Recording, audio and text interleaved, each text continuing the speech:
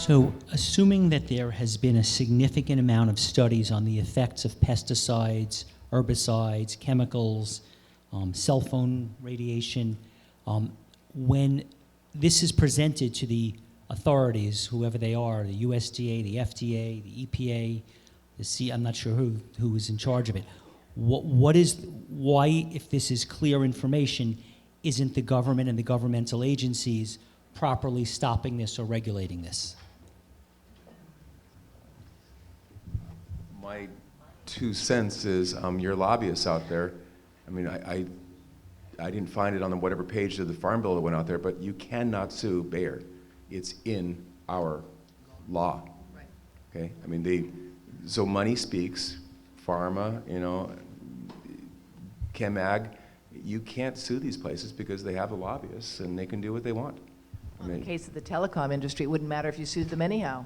It's a multi-trillion-dollar global business, and they are self-insured. And the reason they're self-insured, as I will tell you tomorrow, is because Lloyd's of London and Swiss Re, who write insurance policies for big businesses, right? They insured the asbestos industry. They took a big hit. They refused to cover health damages from wireless radiation for almost 20 years. 20 years ago, they first identified cell phone and wireless radiation, EMF, as a risk that was too risky for them to cover. But this industry is so big, it doesn't matter. They're going to get hit eventually with the brain cancers that they have caused, and there are lawsuits going through the courts now that they're fighting tooth and nail because they've got lots of very expensive lawyers, and we have not such legal, we don't have, we're outnumbered and outgunned.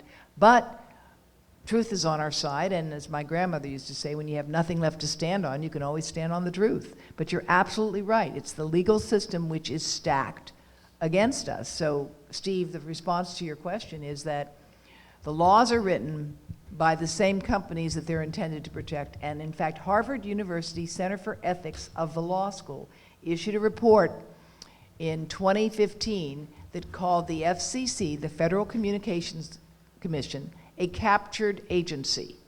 That's what they called it, a captured agency.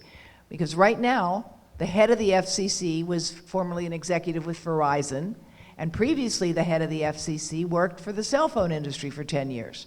That's what we're dealing with. And for this administration, I don't think I need to tell you, with a cabinet of billionaires, you've got the industry, the foxes in charge of the chicken coop. Yeah, even as simple, you'll find most of the worldwide bee labs are funny. They've all been bought out by large corporations, and you can't study pesticides on bees in, I think, 8 of the 9 labs in the world. Cannot. Yeah. I don't quote me on exactly the right numbers, but it's funny. You're just not able to study those, and I get it. Okay, this is all rays of dismal. Where's the good news? I got good news. Okay, good. Because I think we can change this. And I think someone's using. This is my word that I use. A while ago, organic was awesome. We keep on using the word organic. It's whitewashed or greenwashed out. And the next came along sustainability.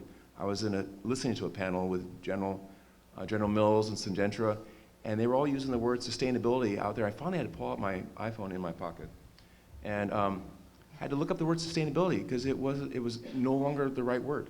Mm-hmm. And so messaging, they keep on changing the words so you feel good. I use the word earth true, so earth true practices. I don't think you can damage that word. Well, we'll see. But that's what we're trying to do is to get as low as possible and use those types of. I think the good news is for everybody that's here, congratulations, you showed up. And for all the people on this panel, everybody here, you guys are doing a great job. And I thank you, Steve, for bringing us together. Thank you. And the good news is that more and more people are fed up and they're not going to take it anymore. And the more of you, that's why you had to raise your hand and say you promised to give that card to somebody. And we are looking for you to give it the information and share it to more and more people. Because people are standing up, they are showing up, they are going to the schools. You guys have done, I know each of you from the work you've done, you've worked with schools, you've worked with parent organizations, you're creating models of what can be done. And so that's where the good news is. because we are changing people's lives. Unfortunately, it's a slow process, and that's why we need you. We need every single person in this room to reach out to 10 other people and say, listen, I learned that you can actually do something if you have an autistic child or a child with rheumatoid arthritis or diabetes, and not just make them feel guilty because the children are heavy. You know, one reason they're heavy is because when they were in their mother's wombs, they were exposed to what we call obesogens. Those are chemicals that are endocrine disruptors that have the ability to make a child get fat easily when they get to be in adolescence. And they have the ability to make the pregnant mom gain weight more easily and not be able to lose it. So a lot of the problem that we have with obesity is chemically induced. You still have to exercise and try to eat well, but no matter how well you eat, some people are not going to be able to lose the fat so easily because of what we've done with our food supply, and why we're here tonight and why we're spending the time to talk to one another is the good news. Because we are going to make a difference, and each one of you can go out and talk to other people and say, hey, you know, that arthritis you have, there may be a way for you to reduce it. And it's, by the way, it's good to eat well, but you also have to clean up the environment in which you live and sleep and work, and we all have to clean up the big environment together.